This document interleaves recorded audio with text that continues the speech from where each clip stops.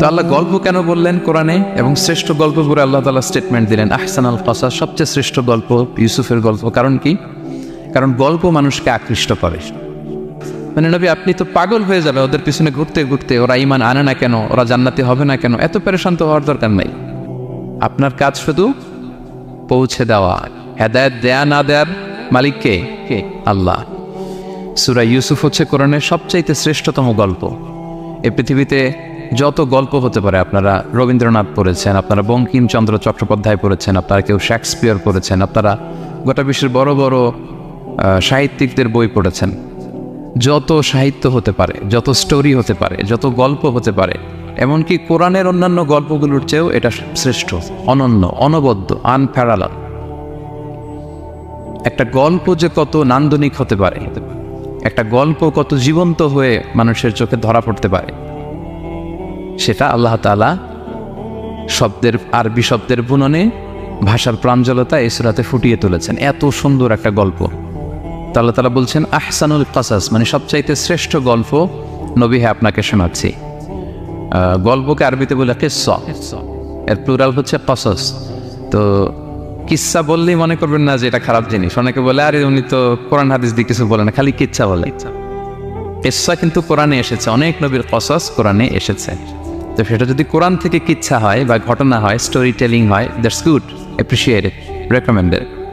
তো আল্লাহ গল্প কেন বললেন কোরআনে এবং শ্রেষ্ঠ গল্প করে আল্লাহ তাআলা স্টেটমেন্ট দিলেন আহসানুল কসাস, সবচেয়ে শ্রেষ্ঠ গল্প ইউসুফের গল্প। কারণ কি? কারণ গল্প মানুষকে আকৃষ্ট করে। গল্প মানুষকে কি করে? আকৃষ্ট করে। অনেক সময় দেখা যায় যে আমরা যখন তাত্ত্বিক কথা বলি, মানুষ হাই তোলে, কেউ এদিক সেদিক তাকায়, একটা জীবনী জীবনী ভাব। কিন্তু যখন ঘটনা বলি, একটা গল্প যখন শুরু করি, তখন একেবারে নড়ে চড়ে বসে সবাই, মানে কি হইলো দেখি, শেষ পর্যন্ত কোথায় যে ঠেকে। তো এই জন্য আল্লাহ তাআলা মাঝে মাঝে আমাদেরকে গল্প শুনিয়েছেন। ইহুদিদের কাছ থেকে, মদিনা ইহুদিদের কাছ থেকে একটা প্রশ্ন শিখে আসছিল কুরাইশরা। ওই প্রশ্নটা রাসূল সাল্লাল্লাহু আলাইহি ওয়াসাল্লাম করেছিল যে বনি ইসরাইলের, হে মুহাম্মদ, বনি ইসরাইলের লোকেরা তো থাকতো কানাআনে, মানে প্যালেস্টাইনে। তো বনি ইসরাইল মিশরে আসলো কিভাবে? তুমি যদি সত্য নবী হও বলে। আবার কেউ কেউ বলেছিল যে ইউসুফ আলাইহিস সালাম, ইয়াকুব আলাইহিস সালাম, ওনারা থাকতো প্যালেস্টাইনে, ওনারা মিশরে আসলো কি করে বল। আবার সাহাবারা মাঝে মাঝে মক্কায় বলতেন ইয়া রাসূলুল্লাহ, শুধু জান্নাত জাহান্নামের আয়াত, আখিরাতের আয়াত, তাওহীদ শিরকের আয়াত, এগুলো আমাদেরকে বলা হয়, কোনো ঘটনা কোরআনে বলা হয় না কেন? আমাদেরকে যদি একটা ঘটনা শোনাতেন আমরা ইন্সপায়ার্ড হতাম। এই চাহিদা, এই প্রশ্নগুলোর আলোকে আল্লাহ তাআলা অ্যান্সার হিসেবে সূরা ইউসুফকে নাজিল করেছেন। তাহলে শোনো, আহসানুল কসাস, একটা গল্প কত মাধুর্যময় হতে পারে শোনো। এবং এর মধ্যে দিয়ে আল্লাহ তাআলা বলেছেন বনি ইসরাইল কিভাবে প্যালেস্টাইন থেকে ইজিপ্টে মাইগ্রেট করলেন। এভাবে অনেক নবীদের ঘটনা আল্লাহ তাআলা কোরআনে আমাদেরকে শুনিয়েছেন। আল্লাহ তাআলা বলছেন রুসুলান কদ কসাসনাহুম আলাইকা মিন ক্বাবলু ওয়া রুসুলান লাম নাকসুসহুম আলাইক। অনেক নবীর ঘটনা হে নবী আপনাকে আমি শুনিয়েছি, আবার অনেক নবীর ঘটনা আমি শোনাইনি। তো যেগুলো আমি শুনিয়েছি এগুলো আবার আপনি আপনার উম্মতদেরকে শোনান। ফাকসুসিল কসাসা লাআল্লাহুম ইয়াতাফাক্কারুন। আপনি এই কিচ্ছাগুলো, ঘটনাগুলো আপনার উম্মতকে শোনান যাতে করে তারা চিন্তাশীল হতে পারে। তাহলে এটা হচ্ছে ইন্ট্রোডাক্টরি ডিসকাশন, প্রাথমিক কথা, যে গল্প মানুষকে আকৃষ্ট করতে পারে, এজন্য গল্প মানুষের মনে দাগ কাটে, এবং একটা গল্প কত পাওয়ারফুল হতে পারে, নান্দনিক হতে পারে, এটা এই সূরার মধ্য দিয়ে আল্লাহ তাআলা আমাদেরকে বুঝিয়েছেন। আমরা কিন্তু প্রায় মহামানবদের গল্প শোনাই, সফল মানুষদের গল্প শোনাই। মিডিয়াতে মাঝে মাঝে দেখবেন যে কিছু প্রোগ্রাম করে যে সফল মানুষদের গল্প। তো গল্পগুলো কেন বলে? তাদের সফলতার গল্প শুনলে নিজেরও সফল হতে মনে চায়, মানুষ মোটিভেটেড হয় সফল মানুষের স্টোরি শুনলে। এখানে আপনারা অনেক ব্যবসায়ী আছেন, জীবনের শুরুটা ছিল অনেক কষ্টের, তাই না? একটা সময় পাড়ি দিয়ে এখন very big business magnate in Kuala Lumpur, মাশাআল্লাহ, অনেক বড় ব্যবসায়ী। তা আপনার হিস্ট্রিটা যদি আমাদের সাথে শেয়ার করেন, গল্পটা যদি বলেন, তখন আমরা অনুপ্রাণিত হব। এই জন্য আল্লাহ তাআলা কোরআনে আমাদেরকে গল্প শোনান। তো এই সূরা থেকে আমরা কি কি শিখি? প্রথম যে লেসনটা আমরা শিখি সেটা হচ্ছে, যেহেতু আমি একেবারে ক্রিম লেসনগুলো আপনাদের সামনে আনবো, পুরো সূরাটা কভার করা তো সম্ভব হবে না। প্রথম লেসন হচ্ছে সূরাতে ইউসুফ থেকে যে স্বপ্ন কারোর সাথে শেয়ার করতে নেই। স্বপ্ন যেটা মানুষ ঘুমিয়ে ঘুমিয়ে দেখে, এটাও স্বপ্ন। আবার আরেকটা আছে যেটা মানুষকে ঘুমাতে দেয় না, ওইটাও স্বপ্ন। যেটা মানুষ ঘুমায় দেখে, এটাও স্বপ্ন। আবার যেটা পাবার আকাঙ্ক্ষা মানুষকে ঘুমাতে দেয় না, ওইটাও কি? স্বপ্ন, ওটারে ভিশন বলে। এই দুইটার একটাও কারোর সাথে শেয়ার করতে নেই।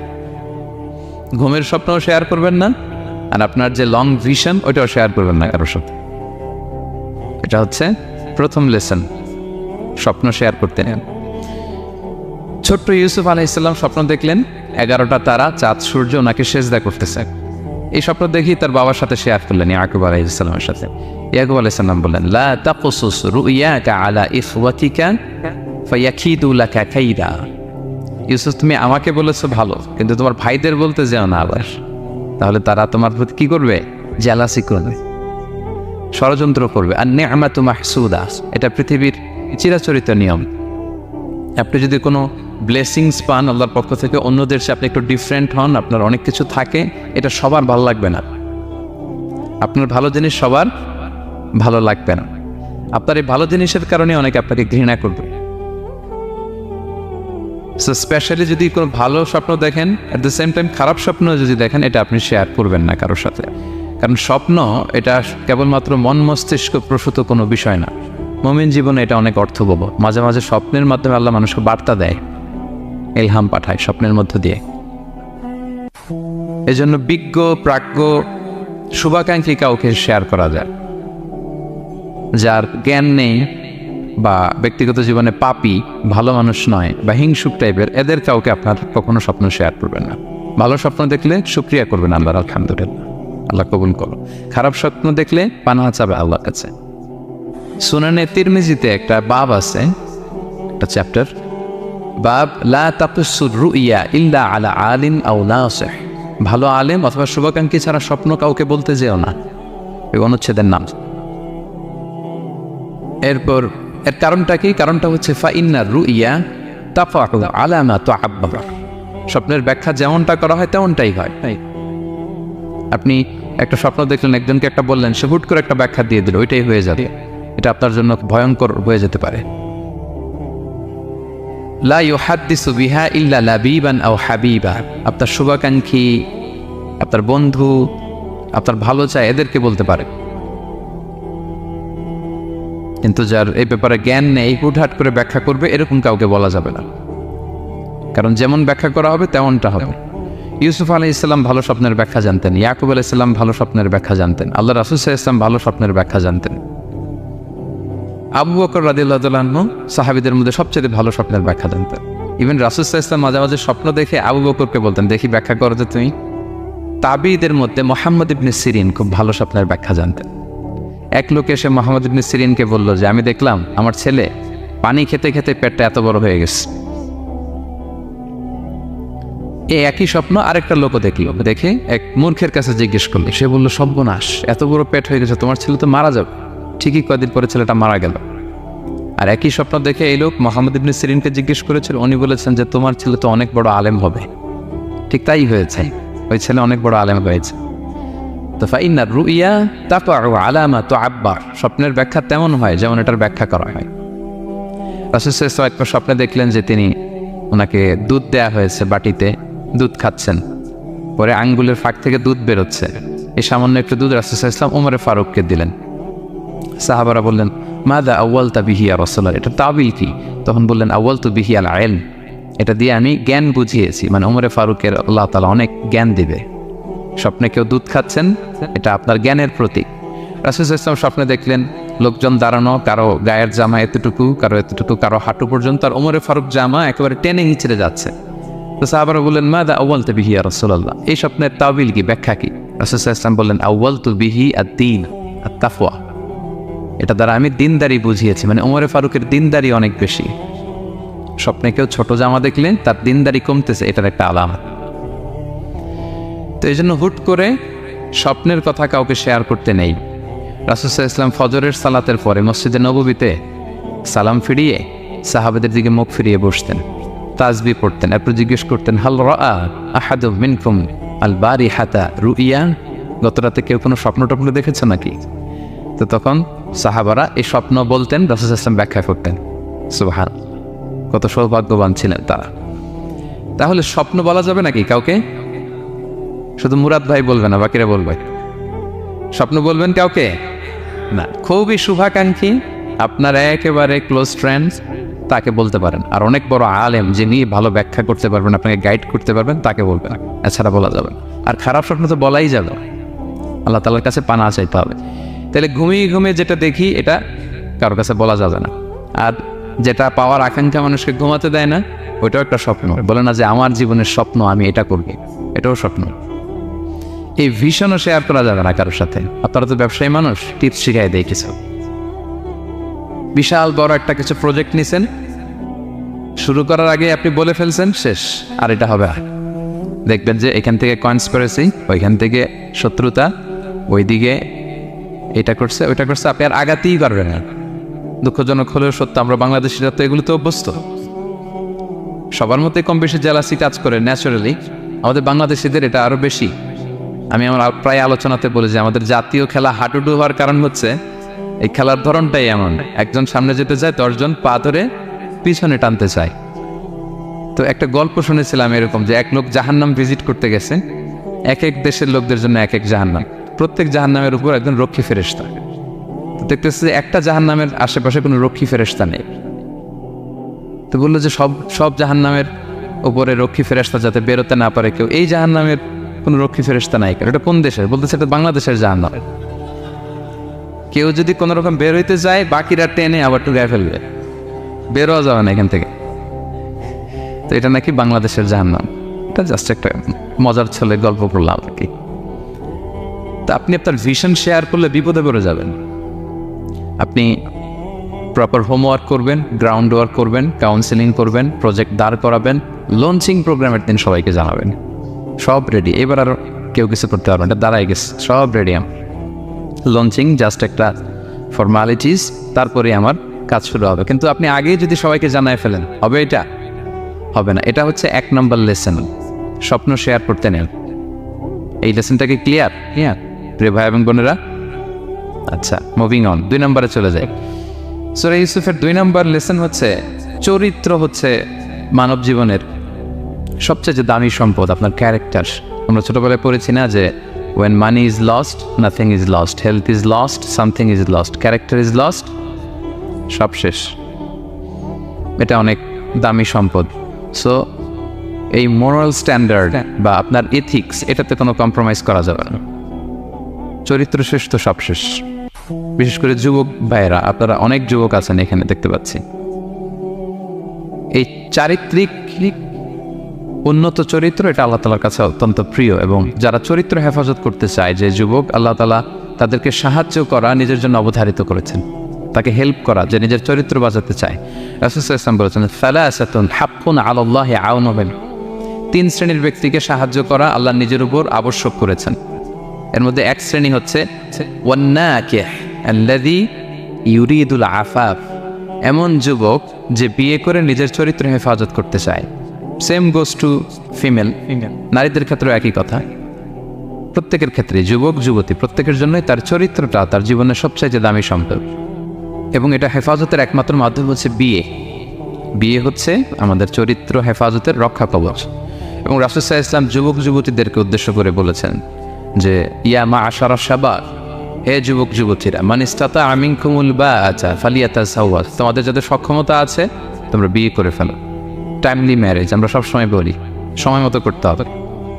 ফাইন্নাহু আগাদ্দু লিল বাসার, বিয়ে করলে দৃষ্টি সংযত হয়।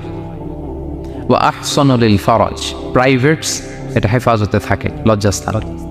ওমান লাম ইয়াস্তাতি', যদি কারো সক্ষমতা না থাকে, ফাআলাইহি বিস-সাওম, সে যেন রোজা পালন করে। ফাইন্নাহু লাহু বিজা, এটা তার জন্য ঢাল স্বরূপ। তাহলে অন টাইমে ম্যারেজের কথা রাসূল সাল্লাল্লাহু আলাইহি ওয়াসাল্লাম আমাদেরকে বলেছেন। এবং এই যৌবন এটা কিন্তু একটা হিউজ এনার্জি। ইয়স, আপনাদের নাম মতো দিয়েছেন কি Bangladeshi young business community Malaysia presents. তো আপনারা হচ্ছেন সবাই এখানে যুবক, তাগড়া যুবক। এই যৌবন 5টা প্রশ্নের উত্তর না দিয়ে কিয়ামতের ময়দানে মানুষ পা নাড়াতে পারবে না। এর মধ্যে একটা প্রশ্ন হচ্ছে তোমার জীবনের যে মাহেন্দ্রক্ষণ যৌবন, এটা তুমি কিভাবে কাজে লাগিয়েছ, তোমার ইয়ুথ, এটার ব্যাপারে আপনি জিজ্ঞাসিত হবেন। সো এই যৌবনটা এটা আমাদের কাছে আমানত। এর জন্য রাসূল সাল্লাল্লাহু আলাইহি ওয়াসাল্লাম অসংলগ্ন দৃষ্টিপাত করতে আমাদেরকে নিষেধ করেছেন, দৃষ্টি যাতে আমরা হেফাজত করি। এবং তিনি বলেছেন 2টা অঙ্গের গ্যারান্টি যদি আমাকে কেউ দেয় যে এই 2 অঙ্গের পাপ কেউ করবে না, আমি নবী তাকে জান্নাতের গ্যারান্টি দেই। মাইয়াতমান লি মা বাইনা লিহিয়াইহি ও মা বাইনা রিজলাইহি আতমান লাহুল জান্নাহ। 2 অঙ্গ কোনটা? 2 চোয়ালের মাঝখানে যেটা থাকে মানে জিহ্বা, আর হচ্ছে 2 পায়ের মাঝখানে যেটা থাকে মানুষের প্রাইভেট। এই 2 অর্গান, 2 অঙ্গের পাপ যদি কেউ করবে না বলে আমি নবীকে গ্যারান্টি দেয়, আমি নবী তাকে জান্নাতের গ্যারান্টি দেয়। এই 2 অঙ্গ দিয়ে বেশি পাপ পায় মানুষের, খেয়াল করে দেখেন, বেশি পাপ হয়। তো এই জন্য ইসলাম বিবাহ বহির্ভূত সকল সম্পর্ককে হারাম করেছে, বিয়েকে হালাল করেছে। বিয়ের মধ্যে প্রশান্তি আছে, প্রাপ্তি আছে, দায়িত্বশীলতা আছে। অনেকে বলে যে আমি লিভ টুগেদার করবো, এখানে ইসলামের এত সমস্যা কেন? আমি আমার সূরা নূরের একটা লাইভ সিরিজ করতেছি, ওখানে বিস্তারিত বলেছি যে এখানে অনেক সমস্যা আছে। আপনি এই বাংলাদেশের পার্সপেক্টিভে যদি বলি, ঢাকা মেডিকেলের ডাস্টবিনে প্রায় নবজাতক বাচ্চা পাওয়া যায়, পত্রিকায় আসে, হয় জীবিত নয় মৃত। তো ওই যে বাচ্চাটা যে আপনি প্রাণ নষ্ট করলেন, এই অধিকার কি আমার আছে? আছে নাই, কারো প্রাণ হরণের অধিকার তো আমার নেই। আরে বাচ্চাটা যদি জীবিত থাকে, এবার তার লাইফটা দেখেন কিরকম, কত হ্যাসেল। তার কোনো হিস্ট্রি নাই, তার হিস্ট্রি ইজ মিসিং। তার বাবা নাই, তার মা নাই।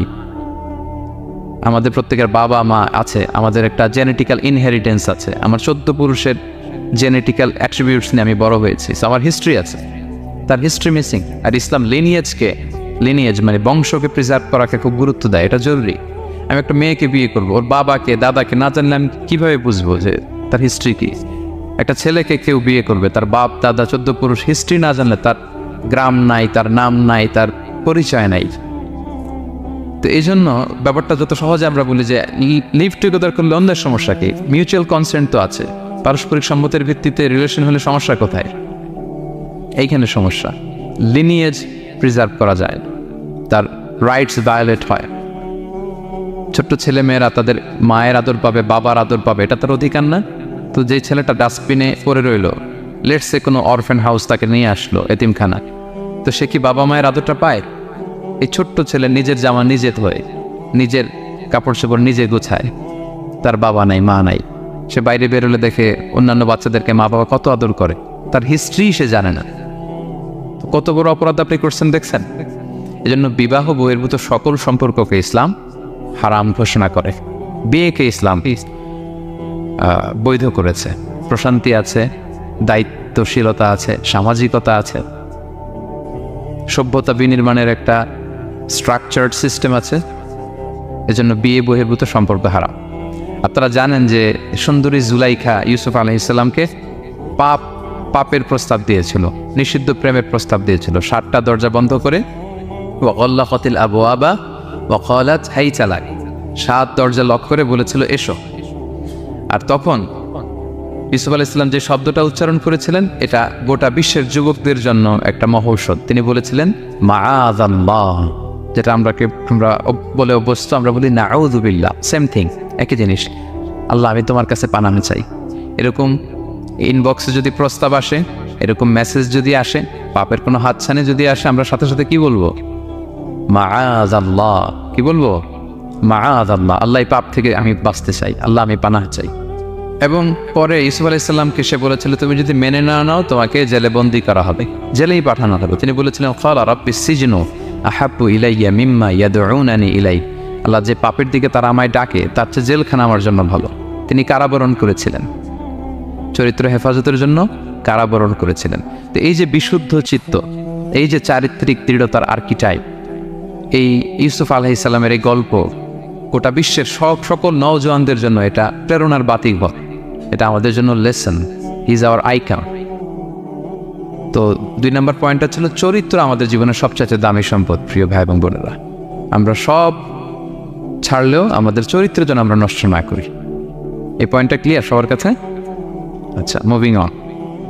3 নম্বর পয়েন্টস হচ্ছে যারা জীবনে সফল হয়, সফল লোকেরা তারা কখনো কোনো অজুহাত দেয় না বা অজুহাত খোঁজে না। সফল লোকেরা দেখবেন যে এক্সকিউজ দেন, এক্সকিউজ আমাদের এইটা নাই, এটা হয় নাই, ওইটা হয় নাই, আমার ক্যাপিটাল নাই এজন্য ব্যবসা করতে পারি না, আমার মামা খালু নাই এজন্য চাকরি হয় না, দেশে এই সমস্যা এজন্য আমি দাঁড়াতে পারি না। এগুলো কাদের কথা বলেন তো? ব্যর্থদের কথা। যারা সাকসেসফুল ইন দেয়ার ক্যারিয়ার, জীবনে যারা সফল, এরা কখনো কি দেয় না? এক্সকিউজ দেন, অজুহাত দেয় না। They create their own path, they create their own space. তারা তাদের নিজেদের রাস্তা গড়ে নেয়। রাস্তা আপনাকে কেউ করে দিয়ে যাবে না, আপনার রাস্তাটা আপনাকে করতে হবে। তো এই যে অজুহাত দেয় না, সামনে শুধু আগায়, ইউসুফ আলাইহিস সালাম এই ক্ষেত্রে আমাদের জন্য আদর্শ। আপনি একটু খেয়াল করে দেখেন, এই যে আমাদের মধ্যে এত হতাশা, এটা নাই ওইটা নাই, এত হতাশা, হতাশ হওয়ার মতো কি ছিল না ইউসুফ আলাইহিস সালামের জীবনে? বলেন, হতাশাগ্রস্ত হওয়ার মতো কি ছিল না? ওনার জীবনে সব ছিল। হতাশ হওয়ার জন্য, হাল ছেড়ে দেওয়ার জন্য যা যা দরকার সব ছিল। ছোটবেলায় ভাইদের ষড়যন্ত্র, ওনাকে পিটিয়ে মেরে আহত করে কুয়ার মধ্যে ফেলে দেওয়া হয়েছে, অন্ধকার কুয়া, ছোট্ট বাচ্চা। সেখান থেকে এক ক্যারাভেন কাফেলা এসে ওনাকে নিয়ে মিশরে বিক্রি করে দিল, দাস কেনা বেচার বাজারে। কৃতদাস, তিনি এখন কৃতদাস। আর আমাদের মতো স্বাধীন মুক্ত মানুষ নন, কৃতদাস হিসেবে বিক্রি করে দেয়া হলো, সার্ভেন্ট। আজিজে মেসরের ওখানে যে উনি কৃতদাস হিসেবে জীবনযাপন শুরু করলেন। নারীর ছলনায় এখানে ফিতনার সম্মুখীন হলেন, কারাবরণ করলেন। হতাশ হওয়ার মতো কি ছিল না? বলেন, সব ছিল। উনি তো হাল ছেড়ে দিলে, ইউসুফ আলাইহিস সালামের সবার আগে হাল ছেড়ে দেওয়ার কথা ছিল। কুয়ার মধ্যে যখন পড়ছে, খালাস, আমি শেষ, আমার তো জীবনে আর কোনো আলো নাই। দাস কেনাবেচার বাজার যখন বিক্রি, তখনই তো হাল ছেড়ে দেওয়ার কথা, আমার জীবন তো শেষ, মুক্ত জীবন তো আর নাই। জুলাইখা যখন অত্যাচার করতেছিল, তখনই হাল ছেড়ে দেওয়া কথা ছিল। জেলখানায় মোর দেন আ ডেকেড, 12 বছর জেলখানায় ছিল, মানে মোর দেন 10 ইয়ার্স, 10 বছরের বেশি। তারপরও তিনি কি করেন নাই? অজুহাত দেয় নাই। ধৈর্যের সাথে, সাহসিকতার সাথে একটার পর একটা পথ পরিক্রমা তিনি পাড়ি দিয়েছেন। এবং দেখেন যে উনি জেলখানার ভেতরে যে পুরো জেলখানার পরিবেশ চেঞ্জ করে ফেলছিলেন আল্লাহ নবী ইউসুফ আলাইহিস সালাম। জেলখানায় কারা যায় বলেন তো দেখি? চোর, ডাকাত, গুন্ডা, বদমাশ, তাই না? তো ওখানে যে উনি দেখলেন যে কারা কর্তৃপক্ষ এই গুন্ডা বদমাশদেরকে নিয়ন্ত্রণে রাখতে হিমশিম খাচ্ছে। আল্লাহ নবী ইউসুফ আলাইহিস সালাম ওনার চারিত্রিক মাধুর্যতা দিয়ে, ওনার পার্সোনালিটি দিয়ে, ওনার আচরণ দিয়ে, সব কিছু দিয়ে সবার মন জয় করে ফেলেন। কয়েক মাসের ব্যবধানে পুরো মিশরের জেলখানা ওনার নিয়ন্ত্রণে। সবার অসুস্থ যারা সেবা শুশ্রূষা করলেন, যাদের কাউন্সেলিং দরকার কাউন্সেলিং করতে লাগলেন। মাঝখানে আবার 2জন কয়েদি স্বপ্ন দেখলো, তারা দেখলো যে এখানে স্বপ্ন বলতে হলে ইউসুফকেই বলতে হবে। ইউসুফ আলাইহিস সালামের কাছে বললো, উনি সুন্দর স্বপ্নের ব্যাখ্যা করলেন। এরপর প্রপার একটা টাইমে দাওয়াতি কাজ শুরু করলেন। তার মানে আপনার রাস্তা যদি একটা বন্ধ হয়, আরো 10টা খোলা, ঠিক কিনা? একটা দরজা বন্ধ, আল্লাহ তাআলা আরো অনেকগুলো দরজা খুলে দিবেন। One door is closed, many doors are open, আরদুল্লাহি ওয়াসিআ। দাওয়াতি কাজ আপনি করতে চাইলে অনেক জায়গা খোলা আছে। এবং জেলখানা, কারাবরণ, কোনো কিছু দিয়ে আল্লাহ নবী ইউসুফ আলাইহিস সালামকে দমানো যায়নি। দমানো গিয়েছে না। যেন সফলরা এগুলো বলেন, আমি তো কারাবরণ করছিলাম, আমি তো 10 বছর ছিলাম না, আমার তো এই সমস্যা। এগুলো সফল লোকদের কথা না। আপনারা নেলসন ম্যান্ডেলার নাম শুনেছেন? সাউথ আফ্রিকার প্রথম প্রেসিডেন্ট। উনি কত বছর কারাবরণ করেছিলেন জানেন? 27 বছর। 27 বছর উনি জেলখানায় ছিলেন। আজকে ওনার মৃত্যুর এত বছর পরেও কুয়ালালামপুরের এই ইফতার প্রোগ্রামে ওনার কথা আমরা স্মরণ করতেছি। কি সাকসেসফুল না? অত দূরে যাওয়ার দরকার নেই। আমি যদি এই দেশের দিকে তাকাই, what about the honourable prime minister Anwar Ibrahim? কয় বছর? প্রায় 8 বছর। পরে রয়্যাল পার্ডানে সব মিলাই টিলে 8 বছরের মতো উনি কারাজীবন কাটিয়েছেন। তো সফল হতে কোনো সমস্যা হয়েছে? Now he is the prime minister of Malaysia. সুবহানাল্লাহ। মিশরে যখন আমরা ছিলাম, আমরা দেখেছি যে অনেক ইসলামিক মুভমেন্টের বড় বড় নেতৃবৃন্দ, কেউ 15 বছর, কেউ 20 বছর জেলখানায়, দমাতে পারেনি তাদের। সো সফলদেরকে দমানো যায় না। এবং তারা এক্সকিউজ দেয় না, অজুহাত দেয় না, এটার কারণে পারি না, ওইটার কারণে পারি নাই। তারা নিজের রাস্তা নিজে তৈরি করে। এই লেসনটা আমরা পেলাম। 4 নাম্বার হচ্ছে, বিলিভার্স আর অলওয়েজ অপটিমিস্টিক। বিশ্বাসীরা সবসময় আশাবাদী হয়, অলওয়েজ অপটিমিস্টিক, হাল ছেড়ে দেয় না। মুমিন কখনো হতাশ হয় না, মুমিন কখনো হাল ছেড়ে দেয় না। মুমিন ভরসা রাখে একজনের উপর, তিনি কে? আল্লাহ তাআলার উপর। সবসময় বিশ্বাসীরা তারা ভরসা রাখে। এবং সূরা ইউসুফে এটা শিক্ষায় আমরা পাই, ইয়াকুব আলাইহিস সালাম ওনার ছেলেদেরকে বলেছিলেন যে লা তাইয়াসু মির রাহিল্লাহ ইন্নাহু লা ইয়াইয়াসু মির রাহিল্লাহি ইল্লাল কওমুল কাফিরুন। তোমরা আল্লাহর রহম থেকে নিরাশ পেও না। আল্লাহর রহম থেকে নিরাশ হবে না। আল্লাহর রহম থেকে তারাই নিরাশ হয় যারা অবিশ্বাসী, যারা কাফির। হাল ছেড়ে দেওয়া যাবে না প্রিয় ভাইরা।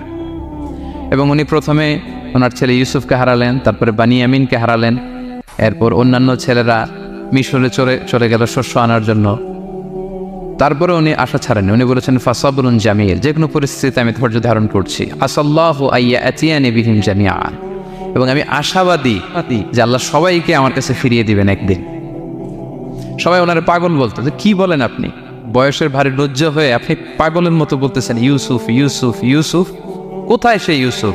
ওকে তো নেকড়ে খেয়ে ফেলেছে। কারণ ইউসুফের ভাইয়ের একটা গল্প সাজিয়েছিল, সন্ধ্যাবেলা এসে বলেছিল, বাবা আমরা তো খুব যত্নবান ছিলাম, কিন্তু নেকড়ে বাঘ তো খেয়ে ফেলেছে ইউসুফকে। তো উনি ইউসুফ আলাইহিস সালামের জামাটা হাতে নিলেন, হাতে নিয়ে দেখে ওরা আবার একটা বকরি জবাই করে একটা রক্ত মাখায় নিয়ে আসছিল জামাতে। তো উনি বললেন যে ইউসুফকে কোন নেকড়ে খেলো যে ইউসুফকে খেয়ে ছিন্ন বিচ্ছিন্ন করে ফেললো, আমার ইউসুফের জামার মধ্যে তো কোনো আঁচল লাগলো না, জামার তো ডানে বাই কোথাও ছিঁড়া দেখতে পাচ্ছে না, শুধু রক্ত। এ কেমন নেকড়ে বাঘ, ইউসুফকে খেয়ে ফেললো কিন্তু ইউসুফের জামা ছিঁড়ল না। আপনারা জানেন যে জুলাইখা যখন ইউসুফ আলাইহিস সালামকে জোর করে পেতে যাচ্ছিল, আল্লাহ নবী ইউসুফ আলাইহিস সালাম চরিত্র বাঁচানোর জন্য দৌড় দিলেন ইলা নাহিয়াতিল বাব, দরজার দিকে। আর আল্লাহ তাআলা দরজা খুলে দিতে লাগলেন। সপ্তম দরজার সামনে এসে জুলাইখা ইউসুফ আলাইহিস সালামকে পেছন থেকে ধরে ফেললেন। ধরে যখন টান দিলেন, পিছনে জামা ছিঁড়ে গেল। তো সামান্যই জোরাজোরিতে জামা ছিঁড়ে যায়, আর একটা নেকড়ে একটা মানুষকে চিড়ে কুটে খাবে, তার জামা ছিঁড়বে না? ছিঁড়বে। ওই জামা দেখেই উনি আন্দাজ করে ফেলছেন যে এটা মিথ্যা কথা, আমার ইউসুফকে নেকড়ে বাঘ খায়নি। এই যে অপরাধীরা যখন অপরাধ করে, তারা সব আলামত মুছতে পারলো, একটা আলামত বাকি থেকে যায়। কোনো না কোনো আলামত থাকবে যেটা রেশ ধরে সিআইডিরা, ক্রিমিনাল ইনভেস্টিগেশন ডিপার্টমেন্টের লোকেরা, তারা অপরাধীকে শনাক্ত করে ফেলে। তো ছোটবেলায় ইউসুফ আলাইহিস সালামকে হারালেন, এরপরে বানিয়ামিনকে হারালেন, এরপরে ছেলেরা গেল শস্য আনতে, কেউ নাই ওনার পাশে। কিন্তু উনি বললেন যে আমি বিশ্বাস করি, আমি আশাবাদী। উনি বলেছিলেন আমি আশাবাদী যে আল্লাহ তাআলা সবাইকে একদিন আমার কাছে ফিরিয়ে দেবে, এবং তাই হয়েছে। সবাইকে আল্লাহ তাআলা ওনার কাছে এনে দিয়েছিলেন, এবং ওনারা সবাই মিশরে চলে গিয়েছিলেন। এক মহা পুনর্মিলন হয়েছিল পিতা পুত্রের সেদিন, দীর্ঘ প্রায় 30-40 বছর পর। তো এই জন্য আমরা সবসময় আশাবাদী থাকবো, optimistic, never be pessimistic, try to B optimistic always. সবসময় আপনি আশাবাদী হবেন। রাসূল সাল্লাল্লাহু আলাইহি ওয়াসাল্লাম সবসময় আশাবাদী থাকতেন। যে কোনো একটা দিকে নেগেটিভিটি থাকবে, পজিটিভিটি থাকবে, আপনি কোনটা নেবেন? পজিটিভটা আপনি নেবেন। একটা উদাহরণ আছে না, যে এরকম একটা গ্লাসের অর্ধেক যদি পানি থাকে, কেউ দেখে অর্ধেক খালি, কেউ দেখে অর্ধেক পানি ভর্তি, তো আপনি অর্ধেক যে পানি ভর্তি ওইটা খেয়াল করবেন, আশাবাদী হবে। আশাবাদী লোকদেরকে আল্লাহ তাআলা পছন্দ করে।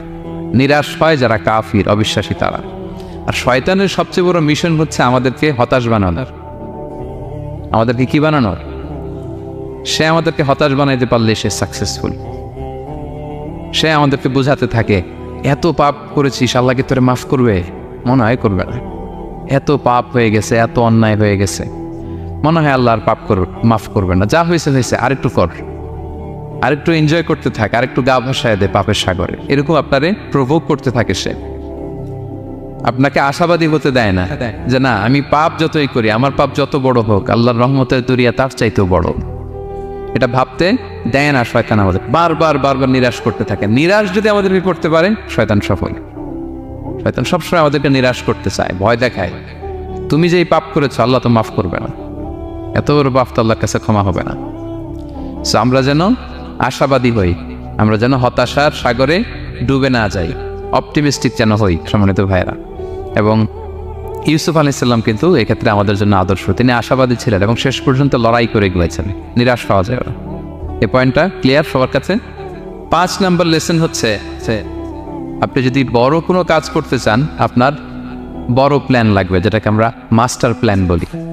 বড় কিছু করতে হলে মাস্টার প্ল্যান লাগে, এবং আপনার প্রপার ম্যানেজমেন্ট লাগবে। প্ল্যানিং ছাড়া পৃথিবীতে কিছু হয় না।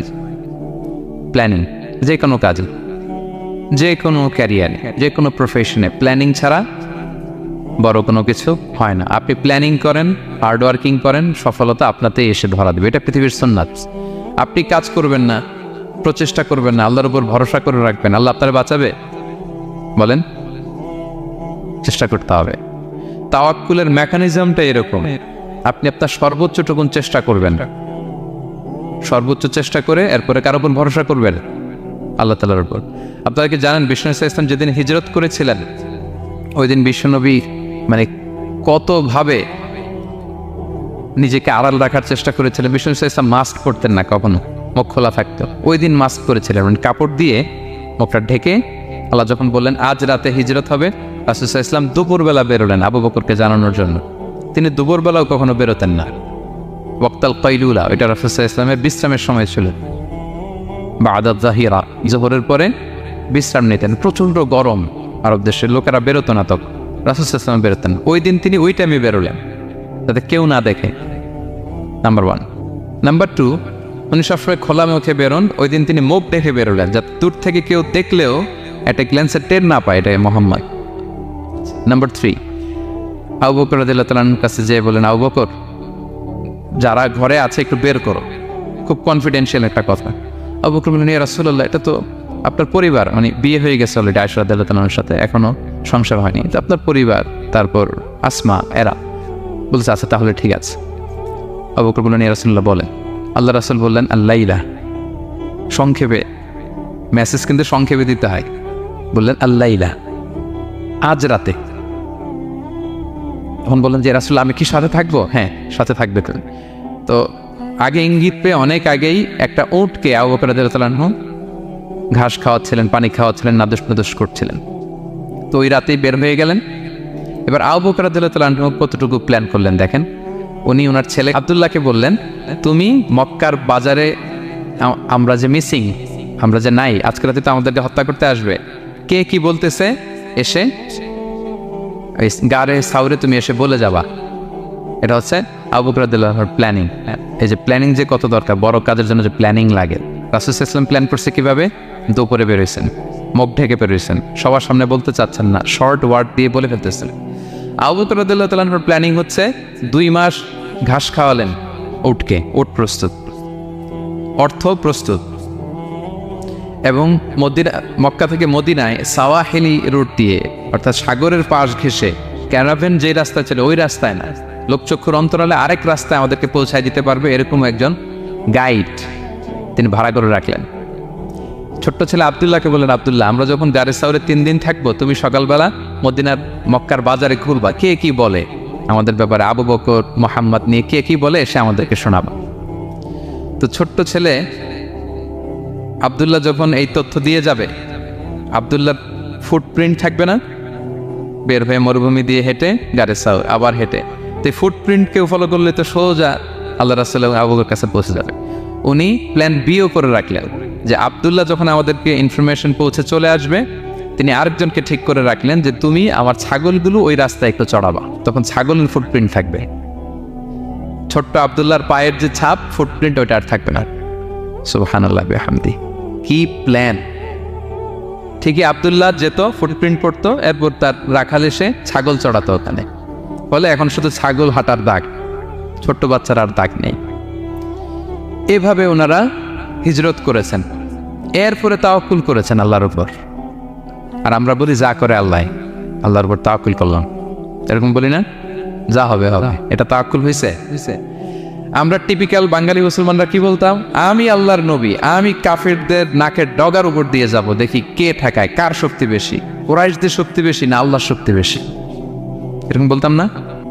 যে আমি রাতের বেলায় কেন যাব, আমি দিনের বেলায় আবু জাহেলের নাকের ডগার উপর দিয়ে হেঁটে যাব, দেখি কার শক্তি বেশি, আমার আল্লাহ বড় নাকি আবু জাহেল বড়। এরকম সস্তা কিছু আবেগিক কথা আমরা বলতাম। কিন্তু বিষ্ণু ইসলাম কিরকম প্ল্যানিং করেছেন দেখ, ওনার রোলটা উনি প্লে করেছেন, এবং সব শেষে ভরসা করেছেন কার উপর? আল্লাহ তাআলা। তাহলে প্ল্যানিং, বড় কাজ করতে হলে আপনাকে প্ল্যানিং লাগবে। উনি কি প্ল্যান করলেন শোনেন।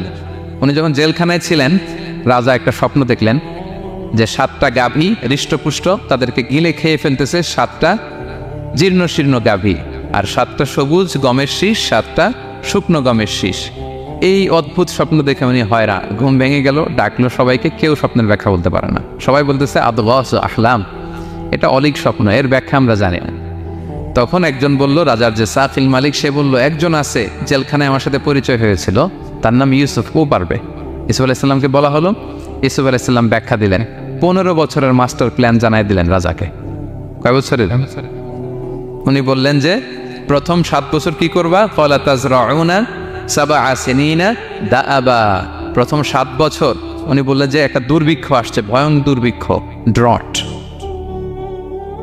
এই দুর্ভিক্ষের কারণে গোটা বিশ্বে খাদ্য সংকট দেখা দিবে। নেক্সট 7 ইয়ার্স মিশরের সব জায়গায় কাল্টিভেটেড ল্যান্ড যেগুলো আছে চাষ করতে হবে ইচ্ছে মতো। এই 7 বছর চাষ করতে হবে, খেতে হবে কম, জমায় রাখতে হবে বেশি। এর পরের 7 বছরে কোনো বৃষ্টি হবে না, মারাত্মক দুর্ভিক্ষ, মাটি ফেটে চৌচির, পানি নাই কোথাও। ওই জমিয়ে রাখা প্রথম 7 বছরের খাবার দিয়ে পরের 7 বছর আপনাদেরকে ট্যাকেল দিতে হবে। এরপরে 7-7-14 শেষে 15তম বৎসরে প্রচণ্ড বৃষ্টি হবে, সুজলা সুফলা, শস্য শ্যামলা হয়ে যাবে মিশরের অলি গলি সব কিছু। তাহলে প্ল্যান করলেন, মাস্টার প্ল্যান করলেন কয় বছরের? 15 বছর। রাজা শুনে তো অবাক, বলতেছে সর্বনাশ, এই লোক কোথায় ছিল? নিয়ে আসতে চাইলেন, উনি বললেন না, আমি বেরোবো না, আমাকে মিথ্যা অপবাদ দিয়ে কারাবরণ দেওয়া হয়েছিল, আগে ওটা সেটেল করানো। ওটা সেটেল করা হলো, গোটা মিশরবাসী জানলো, বিনা অপরাধে কারাবরণ। এরপর উনি বেরোয় আসলেন। সাথে সাথে রাজা বলল, আপনাকে আমি আমার একেবারে কাছের লোক, ব্যক্তিগত সহকারী বানাবো। উনি বললেন না, এমনি হাফিজুন আমিন, আমি হচ্ছি হাফিজ, যে কোনো জিনিস ভালো প্রিজার্ভ করতে পারি। এই যে আলনি আলা খাজাইনিল আরদ, আপনি আমাকে ফিনান্স মিনিস্টার বানান। তার মানে অনেক সময় নিজের ঢোল নিজের পেটাতে হয়। যখন দেখবেন যে না, আশেপাশে যেগুলো আছে এগুলো সব হচ্ছে বোকা শোকা, এরা দায়িত্ব নিলে শেষ করে ফেলবে, ওই ক্ষেত্রে নিজের ঢোল নিজে পেটানো জায়েজ। তো ইউসুফ আলাইহিস সালাম দেখলেন যে আমি যদি এটার রেসপন্সিবিলিটি নেই, তাহলে এই মাস্টার প্ল্যান আমি বাস্তবায়ন করতে পারবো। উনি বললেন, আমাকে ফিনান্স মিনিস্টার অফ ইজিপ্ট বানান, অর্থ মন্ত্রণালয়ের দায়িত্ব দেন। দেয়া হলো ওনাকে, এবং রাজাও দেরি করলেন না, মুহূর্তের মধ্যে ফিনান্স মিনিস্টারের দায়িত্ব দিয়ে দিলেন। এটাকে বলে ম্যারিটোক্রেসি। ইংরেজিতে কি বলে? ম্যারিটোক্রেসি, মানে পদ দেওয়া হবে ম্যারিটের ভিত্তিতে। সিঙ্গাপুরের 3টা বা 4টা ন্যাশনাল পলিসির মধ্যে একটা হচ্ছে ম্যারিটোক্রেসি। তারা এত আগায় যায় কেন? ছোট্ট সিঙ্গাপুর আগায় যাচ্ছে এত। তারা ওই জহুর বারু থেকে পানি নিয়ে ওইটারে প্রসেসিং করে ড্রিঙ্কিং ওয়াটার বানায়, আবার জহুর বারুর কাছে ড্রিঙ্কিং ওয়াটারের বোতল বিক্রি করে। কিন্তু পানি নিয়েছিল কোত্থেকে? জহুর বারু থেকে। জহুর বারু থেকে নিয়ে রিফাইন করে মিনারেল ওয়াটার এবং ড্রিঙ্কিং ওয়াটার 2 ধরনের বোতলজাত করে ওদের কাছে 3 ডবল দামে বিক্রি করে। This is called merit.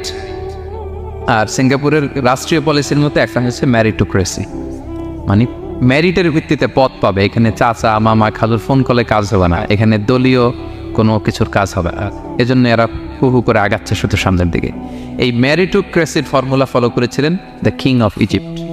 তিনি দেখলেন যে এক কারাগারে ছিল, কয়েদি ছিল, that's not a big deal. সে যে মাস্টার প্ল্যান দিছে, আমার ইজিপ্টকে বাঁচাতে হলে একে লাগবে আমার। মুহূর্তের মধ্যে ফিনান্স মিনিস্টার। অবাক করা কাহিনী। 12 বছর জেল খাটা লোক বেরোয় finance minister. This is called meritocracy. তারপর আল্লাহ নবী ইউসুফ আলাইহিস সালাম এভাবে বাস্তবায়ন করলেন। তো এই জন্য আমাদেরকে বড় প্ল্যানিং করতে হবে এবং রিসোর্স ম্যানেজমেন্ট জানতে হবে। আমার অনেক কিছু আছে, কিন্তু আমি এটাকে ম্যানেজ করতে জানি না, আপনি সফল হতে পারবেন না। আপনার অ্যাসেট আছে, টাকা আছে, নলেজ আছে, কিন্তু আপনি ম্যানেজ করতে জানেন না। আপনার ম্যানেজমেন্ট না থাকলে সফলতা আসবে না। বিশেষ করে যখন এটা গভর্নমেন্ট রিসোর্সের ব্যাপার আসে, গভর্নমেন্ট রিসোর্সকে এটা চমৎকারভাবে ম্যানেজ করতে হয়। আপনারা কি জানেন পৃথিবীতে ডেইরি প্রোডাক্টের জন্য কোন দেশ সবচেয়ে বিখ্যাত? ডেইরি? হ্যাঁ, নিউজিল্যান্ড। আর এখানে অস্ট্রেলিয়া। এখানে ডাচ লেডি একটা দুধ আছে, খান আপনারা? ডাচ লেডি কোন দেশের? নেদারল্যান্ডের বা হল্যান্ডের। হল্যান্ডে যেই পরিমাণে গরু আছে, ইথিওপিয়াতে তার 5 গুণ বেশি গরু আছে।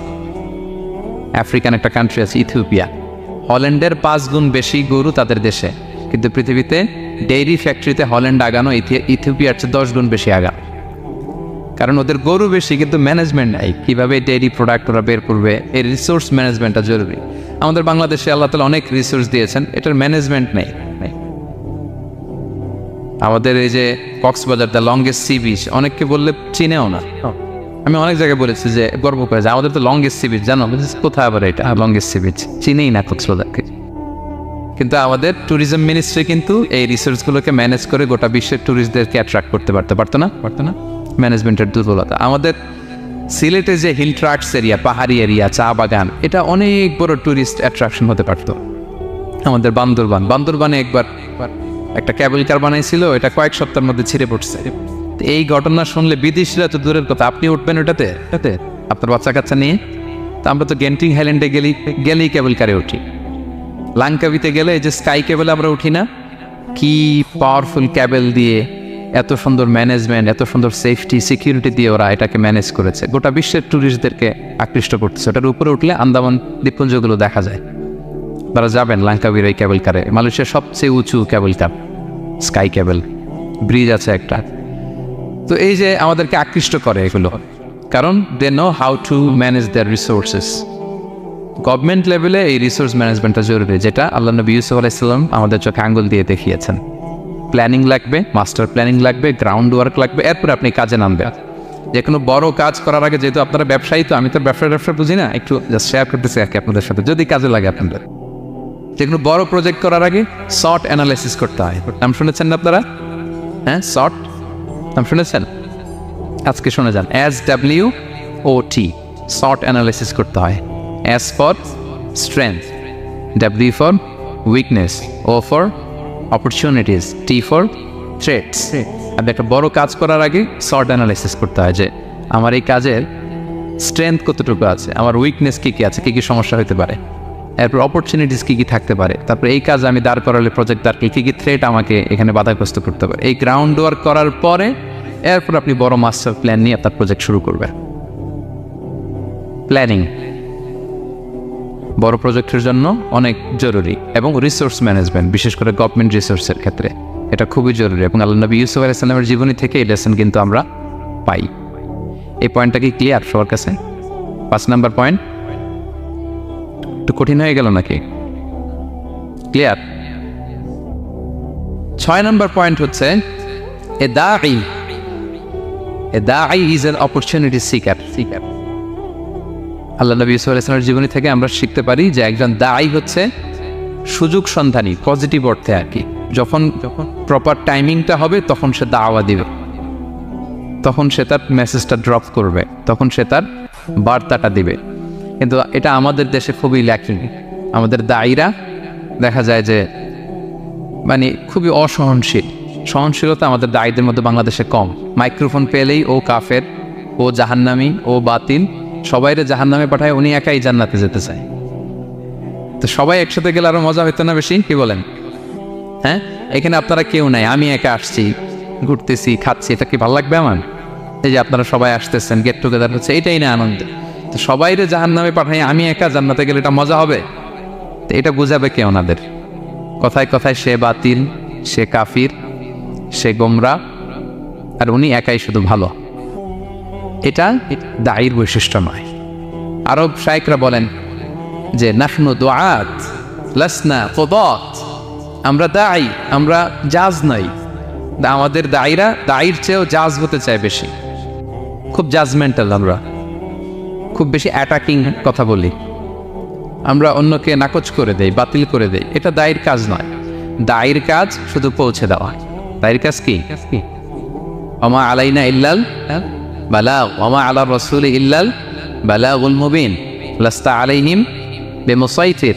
তবে আপনাকে দারোগা বানিয়ে পাঠাইনি, আপনি পিছনে পিছনে ঘুরবেন। ফালা আল্লাকা বাকিউন আলা নাফসিকা আলা আসারিহিম ইল্লাম ইউমিনু বিহাদাল হাদিসে আসাফা। মানে নবী, আপনি তো পাগল হয়ে যাবে ওদের পিছনে ঘুরতে ঘুরতে, ওরা ঈমান আনে না কেন, ওরা জান্নাতি হবে না কেন, এত পেরেশান তো হওয়ার দরকার নাই। আপনার কাজ শুধু পৌঁছে দেওয়া। হেদায়েত দেয়া না দেয়ার মালিক কে? আল্লাহ। ইন্নাকা লা তাহদি মান আহবাবতা ওয়ালাকিন্নাল্লাহা ইয়াহদি মান ইয়াশা। নবী, আপনি যাকে চান হেদায়েত দিতে পারবেন না। আপন চাচা আবু তালেব এত ভালোবাসতো রাসূল সাল্লাল্লাহু আলাইহি ওয়াসাল্লামকে, ফিনান্সিয়াল সাপোর্ট, পলিটিক্যাল সাপোর্ট সব দিয়েছেন। রাসূল ভালোবাসতেন ওনাকে। মৃত্যু সজ্জায় শুয়ে আছে, চাচা একবার বলেন আশহাদু আল্লা ইলাহা ইল্লাল্লাহ ওয়া আশহাদু আন্না মুহাম্মাদুর রাসূলুল্লাহ, আমি বাকিটা আল্লাহর সাথে বুঝবো। উনি সবশেষে বললেন আলা মিল্লাতি আব্দুল মুত্তালিব, আমি আব্দুল মুত্তালিবের শিরকি বিশ্বাসের উপরে শেষ নিঃশ্বাস ত্যাগ করলাম। তা রাসূল সাল্লাল্লাহু আলাইহি ওয়াসাল্লাম চাইলেও দিতে পারেন। তা আপনি দাঈ, আপনি এরকম জাজমেন্টাল কেন হবেন? আপনি এরকম অন্যকে নাকচ কেন করবেন? আপনার কাজটা শুধু পৌঁছে দেওয়া। আমাদের কাজ কি? একজন দাঈ মোটেও জাজমেন্টাল হবে না, তিনি শুধু পৌঁছে দিবেন এবং প্রপার টাইমিং এর অপেক্ষায় থাকবেন। ইউসুফ আলাইহিস সালাম জেলখানায় ঢুকেই লা ইলাহার দাওয়াত দেননি, আগে সবার মাঝে নিজের একটা শক্ত অবস্থান নিশ্চিত করেছেন। যখন দেখেন যে না কেউ বিপদে বলে ওনার কাছে আসে, পরামর্শ চাইলে ওনার কাছে আসে, উনি ভাবলেন এই তো আমার টাইম। এরপর উনি শুরু করলেন মানে তাওহীদের কথাকে, শিরককে উচ্ছেদ করে তাওহীদ প্রতিষ্ঠার কথা এত সুন্দর আপনি সূরা ইউসুফের মধ্যে যেভাবে পাবেন অন্য কোথাও এরকম পাবেন না। অনেক সুন্দর করে এখানে তিনি দাওয়াত দিয়েছেন। তো দায়ীর কাজ হচ্ছে প্রপার টাইমিংটা করা। একজন দায়ী সবার সাথে মিশবে, দল মত নির্বিশেষে, গোটা বিশ্ব তার দাওয়াতি প্ল্যাটফর্ম। সে অনলাইনে, সে অফলাইনে, সে ক্যামেরার সামনে, সে কিবোর্ডে, সে মুসলিমের কাছে অমুসলিমের কাছে, সবার কাছে আপনি মিশবেন। অনেক অমুসলিমরা আমাদের কথা শোনে, অনেক হিন্দু ভাইরা কথা শোনে, অনেক বৌদ্ধরা কথা শোনে, অনেক নাস্তিকরা কথা শোনে। হিজ মাই অডিয়েন্স। অনেক গুন্ডা মাস্তান আমাদের কথা শোনে। আপনি ওদের সাথে বসবেন, হাফ প্যান্ট পরে বসছে, গলায় স্বর্ণের চেইন, মদের গ্লাস নিয়ে বসছে, বসেন আপনি। দেখেন না এবি ক্লিও কি সুন্দর করে চলে যায়, সুন্দর করে। যে উনি আমাকে বলতেছে যে শায়েক, আমি যে অনেক মেয়েদের সাথে বসি টসি, আমি কিন্তু মনে মনে শুধু আস্তাগফিরুল্লাহ পড়ি। আমাকে বলতেছে শায়েকে যে আপনি দেখছেন ইন্দোনেশিয়াতে এখানে সেখানে আমি চলে যাই বিভিন্ন মতের বারে, এখানে সেখানে, আমি কিন্তু মনে মনে আস্তাগফিরুল্লাহ পড়ি। তার মানে তার চিন্তা চেতনা কত সুন্দর দেখেন, যে ওখানে তো যাইতে হবে আমাদের। পাপের জায়গায় আড্ডাখানায় না গেলে আপনি দাওয়াতটা দিবেন কোথায়? সো প্রপার একজন দায়ী is an opportunity seeker. Say proper timing বুঝে দাওয়াতটা দিবে। এবং একজন দায়ী দল মত নির্বিশেষে সবার কাছে কোরআনের কথা পৌঁছাবেন। যেই দায়ী ভেদাভেদ করেন অডিয়েন্সের মধ্যে, তিনি এই দাওয়াতি কাজের উপযুক্ত নন এবং দাওয়াতের এই মহান মর্যাদাকে তিনি হানি করছেন। একজন পটেনশিয়াল দায়ীর এরিয়া গোটা বিশ্ব। 7 নাম্বার সর্বশেষ লেসন হচ্ছে success isn't a destination, success is a journey. আমরা সফলতাকে অনেক একটা ডেস্টিনেশন মনে করি, ওই যে আমার সফলতা, আমি ওখানে পৌঁছলেই সফল, বাস খালাস, আর কিছু লাগবে, এটা হয়ে গেছে, আমি সফল না। Success isn't a destination. সফলতা এটা কোনো গন্তব্যের নাম নয়, এটা একটা journey, journey to journey, journey to journey, চলমান প্রক্রিয়া। সফলতার কোনো শর্টকাট হয় না, হয় অনেক কাঠখড় পুড়িয়ে জীবন যুদ্ধের প্রতিটি অধ্যায়ে নিজেকে প্রমাণ করে করে একটু একটু করে আপনি সফল হবেন, একটু একটু করে আগাবেন। ইটস এ জার্নি, এটা কোনো ডেস্টিনেশন নয়। এবং সফল হওয়ার পথ পরিক্রমায় কোনো লিফট নেই, সিঁড়ি বেয়ে উপরে উঠতে হয়। কি বেয়ে? কিন্তু আমরা সফল হতে চাই কিভাবে? ডাইরেক্ট 100 তলায় তো আমি সফল, উপরে সবার উপরে আমি, এইভাবে চাই সফলতাটা। সবার উপরে উঠে যাব, গোল্ড মেডেল গলায় পরাই দিবে, আমরা সাকসেসফুল না। সফলতার রাস্তায় কোনো লিফট থাকে না, কি দিয়ে উঠতে হয়? সিঁড়ি বেয়ে ঘাম জড়িয়ে উঠতে হয়। দেখেন, শুধু আলোর মুখ দেখার জন্য মায়ের পেটে আমাদের কত সময় লাগছে বলেন তো? জাস্ট একটু লাইট, 9 মাস 10 মাস সময় লাগছে শুধু একটু আলো দেখবো, একটু আলোর মুখ দেখার জন্য আমার লাগছে 9 মাস। আর এখানে আমরা শর্টকাট ফিজিক্যালি কি খুঁজে? সফলতার কোনো শর্টকাট নেই। অল্প এফোর্টে যারা সফল হতে চায় এরা কোনোদিন সফল হয়নি। ইউসুফ আলাইহিস সালামের জীবনীটা একটু খেয়াল করেন, একটু একটু করে তিনি সামনের দিকে গিয়েছেন এবং সবশেষে ইজিপ্টের ফিনান্স মিনিস্টার হয়েছেন। এজন্য ধৈর্য ধারণ করতে হবে, নিজের সর্বোচ্চটুকু উজাড় করে দিয়ে আপনার রোলটা আপনি প্লে করবেন, এরপর আল্লাহ তাআলার উপর ভরসা রাখবেন। কিন্তু অনেক চেষ্টার পরেও যদি কাঙ্ক্ষিত সফলতা না পান, হতাশ হওয়ার কিছু নেই। কারণ বিশ্বাসীর সফলতা শুধু দুনিয়াতে না, বিশ্বাসীদের সফলতা আখিরাত পর্যন্ত বিস্তৃত, ওইটা আসল সফলতা। ফামান যুহজিহা আনিন নারি ওয়া উদখিলাল জান্নাতা ফাকাদ ফাজ। যে জাহান্নাম থেকে মুক্তি পেল, জান্নাতের নিশ্চয়তা পেল, সেই সফল। তা আমরা যেন সেই সফলতার জন্য অপেক্ষা করি, আমরা যেন দুনিয়া আখিরাত উভয় জাহানে সফল হতে পারি। আল্লাহ তাআলা আমাদের সবাইকে কথাগুলো বোঝার ও আমল করার তৌফিক দান করুন।